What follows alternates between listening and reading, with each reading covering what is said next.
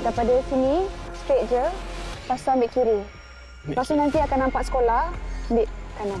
Tu nanti straight je, nanti akan nampaklah Taman Wahyu tu. Oh lah, dekat je rupanya.